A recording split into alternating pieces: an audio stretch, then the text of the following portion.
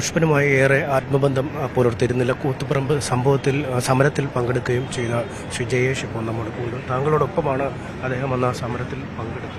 തീർച്ചയായിട്ടും ഞാൻ മാത്രമല്ല, പുഷ്പൻ ഉൾപ്പെടെ 12 സഖാക്കളാണ് അന്ന് അവിഭക്ത ചുക്ലി വില്ലേജിൻ്റെ ഭാഗമായി കൂത്തുപറമ്പിൽ നടന്നിട്ടുള്ള സമരത്തിൽ പങ്കെടുത്തിട്ടുള്ളത്. ആ സമരത്തിൽ നമ്മുടെ ഇവിടുന്ന് ചുക്ലിയിൽ നിന്നും അതുപോലെ തന്നെ മാരാങ്കണ്ടിയിൽ നിന്നും ആയിട്ടാണ് ഒരു ജീപ്പിൽ പോയിട്ടുള്ളത്. അങ്ങത്തോളം മുദ്രാവാക്യം വിളിച്ചു, അതുപോലെ തന്നെ പാട്ടുപാടി. ആ തരത്തിൽ ആവേശകരമായിട്ടുള്ള ഒരു അനുഭവത്തിൻ്റെ ഭാഗമായിട്ടാണ് കൂത്തുപറമ്പിൽ പോയത്. യഥാർത്ഥത്തിൽ ആലക്കണ്ടി കോംപ്ലക്സിൻ്റെ ഭാഗത്ത് ഒരു വിഷയവും ഉണ്ടായിരുന്നില്ല. കണ്ണൂർ റോഡിലുണ്ടായിരുന്ന പ്രശ്നത്തിൻ്റെ ഭാഗമായി അവിടെ നിന്ന് കയറി വന്നിട്ടുള്ള ഒരു കൂട്ടം പോലീസ് ഉദ്യോഗസ്ഥന്മാർ നേരിട്ട് തോക്ക് ചൂണ്ടി വെടിവെക്കുകയാണ് ചെയ്തിട്ടുള്ളത്. അത് യഥാർത്ഥത്തിൽ യാതൊരു മുന്നറിയിപ്പുമില്ലാതെയാണ് അതിൽ വെടിവെപ്പ്. ആദ്യം വെടികൊള്ളുന്നത് കണ്ണൂർ ജില്ലാ വൈസ് പ്രസിഡന്റ് KK രാജീവേട്ടനാണ്. KK രാജീവേട്ടൻ്റെ തൊട്ടപ്പുറമാണ് സഖാവ് പുഷ്പൻ നിൽക്കുന്നത്. അപ്പോൾ വെടിയേറ്റ് വീഴുന്നത് കണ്ട് അദ്ദേഹത്തെ ചേർത്ത് പിടിച്ചതാണ് പുഷ്പൻ. ആ പുഷ്പനാണ് കഴുത്തിന് വെടിയേറ്റത്. പിന്നീട് കുറച്ച് പേർക്ക് അവിടെ തന്നെ വെടികൊണ്ടതെല്ലാവരും ആ തലശ്ശേരി ഭാഗത്തുള്ളതാണ്, റോഷൻ ഒഴിച്ചിട്ട്. അപ്പോൾ ആ വെടിവെപ്പ് നടന്ന് ഒരു 10 മിനിറ്റ് കൊണ്ട് വെടിവെപ്പ് നടന്ന് അവസാനിച്ചു. ആ സമയത്ത് തന്നെ ഒരു വാഹനം കിട്ടുകയും തലശ്ശേരി ഗവൺമെൻറ് ആസ്പത്രിയിലേക്ക് കൊണ്ടുവന്നു. ആ ഗവൺമെൻറ് ആസ്പത്രിയിൽ നിന്ന് പുഷ്പന് അതീവ ഗുരുതരമാണെന്ന് പറഞ്ഞതിൻ്റെ അടിസ്ഥാനത്തിലാണ് മെഡിക്കൽ കോളേജിലേക്ക് പോകുന്നത്. ആ മെഡിക്കൽ കോളേജിൽ യഥാർത്ഥത്തിൽ പുഷ്പൻ എത്തുമ്പം തന്നെ അവിടെയുള്ള ഡോക്ടർമാരും അതുപോലെ തന്നെ അവിടെ കോഴിക്കോടുള്ള ജില്ലാ പാർട്ടി നേതൃത്വം ഉൾപ്പെടെ അവിടെ നിന്നുകൊണ്ട് നമുക്ക് വേണ്ട എല്ലാ സഹായങ്ങളും, അതീവ ഗുരുതരാവസ്ഥയായിരുന്നു. അന്ന് ഒരു 3-4 ദിവസം കൊണ്ട് തന്നെ ഡോക്ടർമാർ പറഞ്ഞിരുന്നു കഴുത്തിൻ്റെ സുഷുമ്ന നാഡിയാണ് തകരാറിലായിട്ടുള്ളത്.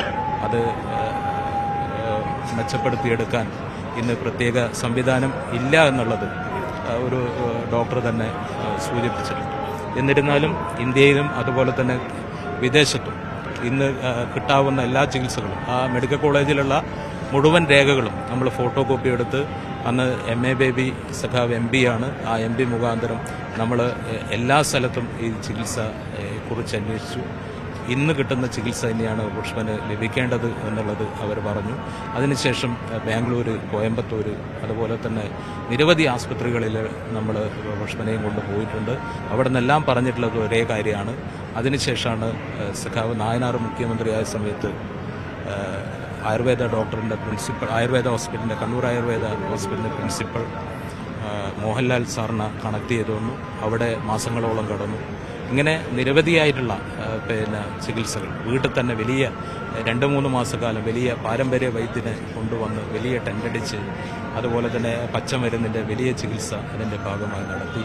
പുഷ്പൻ്റെ ചികിത്സയുമായി ബന്ധപ്പെട്ടുകൊണ്ട് അങ്ങേയറ്റത്തെ ജാഗ്രതയാണ് DYFI നടത്തിയത്. കഴിഞ്ഞ 30 വർഷക്കാലം ഇതിൽ എനിക്ക് എല്ലാ കാര്യങ്ങളും നേരിട്ടറിയാം. 30 വർഷക്കാലം അതിൻ്റെ DYFIക്ക് ഒരു പ്രായപരിധിയുണ്ട്. അതിൻ്റെ സെക്രട്ടറിക്ക് പ്രസിഡന്റ്, ആ സെക്രട്ടറി പ്രസിഡന്റിൻ്റെ എല്ലാം ആളുകളിങ്ങനെ മാറി വരികയെങ്കിലും ചികിത്സയ്ക്ക് ഒരു മുടക്കമുണ്ടായിട്ടില്ല.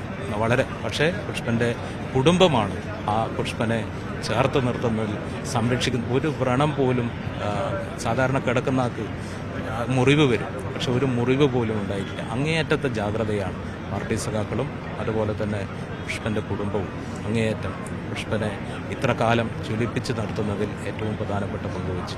അദ്ദേഹത്തിനൊരു പിന്നീട് എപ്പോഴും ഒരു ബുദ്ധിമുട്ട് പോലെ വല്ലതും തോന്നിയിട്ടുണ്ട്? ഈ ഒരു കിടക്കുമ്പോൾ ഒരു ദിവസം 2 ദിവസവും 3 വർഷം ഒന്നുമല്ല, ഈ ആജീവനാന്തം അദ്ദേഹം കിടപ്പിലായിരുന്നു. അത് വലിയ പ്രയാസമാണ്. യഥാർത്ഥത്തിൽ നമ്മൾ ഒരു മുഖത്ത് ഒരു എന്തെങ്കിലും വന്ന് കടിച്ചാൽ, സാധാരണ ആൾക്ക് ഈച്ച വന്നാൽ അത് തട്ടിമാറ്റാൻ പോലും കഴിയാത്തൊരവസ്ഥയാണ്. അത് നമ്മളിപ്പോൾ ഒരു ദിവസം അല്ലെ 2 ദിവസം നമ്മൾ ഒരേ കിടപ്പ് കിടന്നാൽ നമുക്ക് അതിൻ്റെ പ്രയാസം അറിയാം. പക്ഷെ 30 വർഷമാണ്, വലിയ ത്യാഗമാണ്. ലോകത്തിന് തന്നെ അല്ലെ ഇന്ത്യക്ക് തന്നെ വലിയ സന്ദേശമാണ് പുഷ്പൻ നൽകിയിട്ടുള്ളത്. അദ്ദേഹത്തിന് പക്ഷേ ഒരു നിരാശ ഉണ്ടായിരുന്നില്ല, ഒരു ഘട്ടത്തിലും നിരാശയില്ല. അത് പുഷ്പൻ എപ്പോഴും സമരത്തിൻ്റെ ഭാഗമായി പങ്കെടുത്തതിൻ്റെ ഭാഗമായി വലിയ ആവേശമാണ്. കേരളത്തിലെ മുഴുവൻ ജനങ്ങളും സന്ദർശിക്കുമ്പോൾ നല്ല നിലകൾ പല മാധ്യമങ്ങളും അത് പലതരത്തിലും ചോദ്യങ്ങൾ ചോദിച്ചൊന്നും പാർട്ടിയെ ഇതുവരെ ഒരു തരത്തിലും പ്രയാസപ്പെടുത്താൻ അല്ലെങ്കിൽ ആ തരത്തിൽ ഏറ്റവും മാതൃകാപരമായിട്ടുള്ള ഒരു പ്രവർത്തനമാണ് അല്ലെങ്കിൽ ഒരു ജീവിത രീതിയാണ് പുഷ്പൻ. ഈ നേതാക്കൾക്കൊക്കെ വലിയ ആത്മബന്ധമായിരുന്നു, പ്രത്യേകിച്ചും കോടിയേരിയെ പോലുള്ളവർ ഒരു വലിയ കരുതൽ പുഷ്പനെ ചുരുത്തിയിരുന്നു അല്ലേ? കോടിയേരിയായിട്ട് ഏറ്റവും അടുത്ത ബന്ധമുണ്ട്. കോടിയേരി സഖാവ് എന്ന് പറയുമ്പോൾ ഈ കൂത്തുപറമ്പ് സംഭവം നടക്കുമ്പോൾ എൻ്റെ ഓർമ്മ ശരിയാണെങ്കിൽ പാർട്ടിയുടെ ജില്ലാ സെക്രട്ടറി സഖാവ് കോടിയേരിയാണ്. അന്ന് മുതൽ തുടങ്ങിയ ബന്ധമാണ് പുഷ്പനുമായിട്ട്. ആ കോടിയേരിയുടെ രാഷ്ട്രീയ വളർച്ചയുടെ ഭാഗമായി അല്ലെങ്കിൽ മന്ത്രിയാകുന്ന ഏതൊരു സ്ഥാനത്തിൽ മാറ്റം വന്നാലും ആദ്യം വന്ന് കാണുന്നത് പുഷ്പനെയാണ്. അതുപോലെ തന്നെ ഈ ആഘോഷവേള, വിഷു, അതുപോലെ തന്നെ ഓണം, ഈ സമയങ്ങളിലെല്ലാം പുഷ്പനെ വന്ന് സന്ദർശിക്കുകയും പുഷ്പന് ഓണക്കോടി അല്ലെങ്കിൽ വിഷുക്കൈ നീട്ടം, ഇങ്ങനെയുള്ള ഏറ്റവും നല്ല ആത്മബന്ധം പുഷ്പനുമായിട്ട് കോടിയേരി ഉണ്ട്. അത് മാത്രമല്ല യഥാർത്ഥത്തിൽ കോടിയേരിക്ക് എന്തെങ്കിലും ആ ഓണത്തിന് വരാൻ പറ്റാത്ത ഒരവസ്ഥയുണ്ടെങ്കിൽ അല്ലെങ്കിൽ വിഷുവിന് വരാൻ മകനെ പറഞ്ഞു, എന്നിട്ട് അച്ഛൻ പറഞ്ഞയച്ചിട്ട് വന്നതാണെന്ന് അങ്ങനെ ഏറ്റവും അധികം പുഷ്പൻ ടി വിയിലൂട്ടിയാണ് മരണവാർത്തയും കാര്യങ്ങളെല്ലാം അറിഞ്ഞ് പിന്നീട് നമ്മൾ പറയുകയും ചെയ്തു.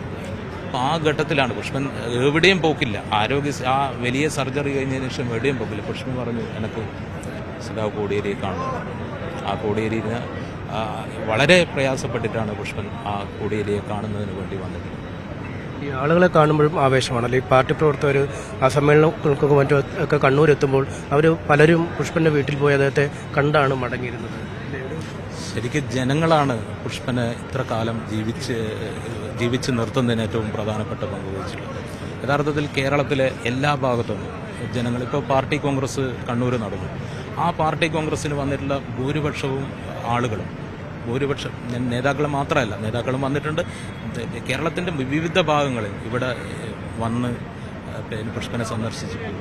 അപ്പോൾ പുഷ്പൻ്റെ നമ്പർ മേടിക്കും, അല്ലെങ്കിൽ പുഷ്പൻ ഇങ്ങോട്ട് സന്ദർശക പുസ്തകത്തിൽ എഴുതും. അങ്ങനെ ഒരു വലിയ ആത്മബന്ധമാണ് കേരളത്തിലെ എമ്പാടുമുള്ള യുവാക്കളുമായിട്ടും അല്ലെങ്കിൽ മറ്റു തരത്തിലുള്ള ജനങ്ങളുമായിട്ടും ആ വലിയ സൗഹൃദമാണ്. മണിക്കൂറുകളോളം ഫോണിൽ പുഷ്പൻ സംസാരിക്കും ഇഷ്ടപ്പെട്ടവരോട്. ഈ താങ്കൾക്കും വ്യക്തിപരമായ ഒരു വലിയ വിഷമമല്ല, കാരണം ചികിത്സയ്ക്ക് പോകുമ്പോഴും മറ്റു കാര്യങ്ങൾക്കൊക്കെ പലപ്പോഴും താങ്കൾ അദ്ദേഹത്തിൻ്റെ ഒപ്പമുണ്ടായിരുന്നില്ലേ? പാർട്ടിയിലേക്ക് പുഷ്പനെ കൈ പിടിച്ചുകൊണ്ട് വന്നതിലും താങ്കൾ അങ്ങനെയല്ല. നമ്മളിപ്പോൾ യഥാർത്ഥത്തിൽ നമുക്ക് വലിയൊരു ആശ്രയമായിരുന്നു പുഷ്പൻ. എന്താണെന്ന് പറഞ്ഞാൽ നമുക്ക് ഏത് കാര്യങ്ങളും നമ്മൾ പറഞ്ഞ് അങ്ങോട്ടും ഇങ്ങോട്ടും പങ്കുവച്ച് എൻ്റെ മാത്രമല്ല, പുഷ്പനെ സ്നേഹിക്കുന്ന വലിയൊരു വിഭാഗം പാർട്ടി സഖാക്കൾ, അവരിപ്പോൾ ഒരു കല്യാണാലോചന, അപ്പോൾ വേറെ ഒരു സ്ഥലത്തായിരിക്കും, അപ്പോൾ അവിടെ ചിലപ്പം വയനാട്ടിലായിരിക്കും, പക്ഷെ പുഷ്പന് ബന്ധങ്ങളുണ്ടാവും.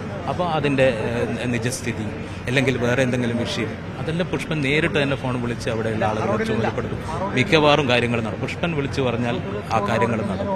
അങ്ങനെ കേരളത്തിൽ, നമ്മുടെ നാട്ടിലുള്ള ഓരോ വികസന കാര്യത്തിൽ കിടപ്പിൽ കിടന്നുകൊണ്ട് തന്നെ ജനങ്ങളുടെ പ്രശ്നം പരിഹരിക്കുന്നതിൽ ഏറ്റവും അധികം ശ്രദ്ധ വരുത്തിയുള്ള ഒരാളാണ്. എന്തായാലും വലിയ മഹത്തായ ഒരു ജീവിതമാണ് അദ്ദേഹം ജീവിച്ചത്. അദ്ദേഹം ഇത്ര വലിയ ദുരിതങ്ങൾ അനുഭവിക്കുമ്പോഴും അതിൻ്റെ യാതൊരു അസ്വസ്ഥതകളും അദ്ദേഹം പ്രകടമാക്കിയില്ല. ഒപ്പം കിടപ്പിൽ പോലും മറ്റുള്ളവരെ സഹായിക്കാനുള്ള മനസ്സായിരുന്നു പുഷ്പന് ഉണ്ടായിരുന്നതെന്നുമാണ് അദ്ദേഹം പറയുന്നത്.